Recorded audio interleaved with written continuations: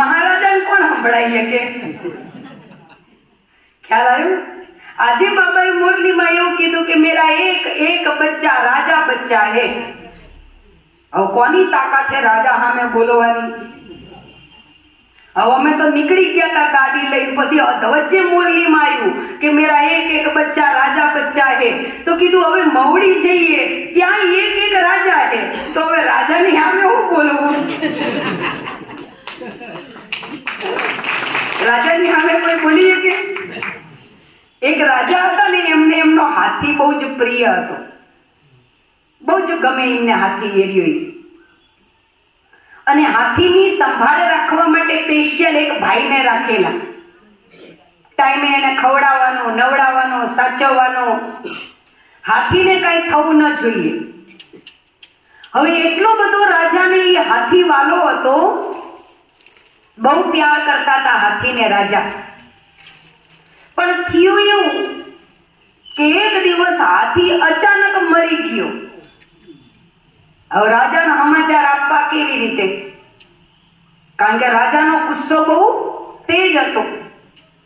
રાજાને હાથી અતિ પ્રિય છે, અને એમાં જો આપણે સમાચાર આપ્યા કે ભાઈ હાથી મરી ગયો અને રાજાને ગુસ્સો આવી ગયો અને એની સેવા કરવા વાળાને જ ફાંસી આપી દેતો, તો બચારો ટેન્શનમાં આવી ગયો કે રાજાને કેવી રીતે કેવું હાથી મરી ગયો એવું બોલાય તો નહીં રાજા સામે. તો બહુ ચિંતામાં દુખી હતો. એમાં તમારા જેવા એક સમજુ વડીલ આયા. એ પેલા હાથીને સાચવવા વાળાને કે છે કેમ આટલો બધો ટેન્શનમાં દુખી છે? એ કે છે શું કરું ભાઈ, રાજાએ મને હાથીની સંભાળ રાખે માટે રાખ્યો તો, અને બહુ પ્યારથી હું હાથીની સંભાળ રાખતો તો, ટાઈમે ખવડાવું, નવડાવું, સાચવવો. પણ અચાનક મરી ગયો. હવે રાજાને કેવું કેવી રીતે હાથી મરી ગયો? કારણ કે જો હાથી મરી ગયો એવું રાજાને કહું અને રાજાને ગુસ્સો આવે તો કોઈ બી સજા મને આપી દે. પેલા ભાઈ કહે છે તું ચિંતા ન કર, રાજા જોડે હું સમાચાર પહોંચાડી દઈશ. એ ભાઈએ રાજાને જઈને શું કીધું? રાજાજી, તમારો હાથી આમ તો સરસ મજામાં છે, પણ કાલ સાંજનું કશું જ ખાતો નહીં. આમ તો હાથી મજામાં જ છે, પણ કાલ સાંજનો આંખો નહીં ખોલતો. આમ તો હાથી મજામાં જ છે, પણ કાલ સાંજનો હલતો ચલતો નહીં.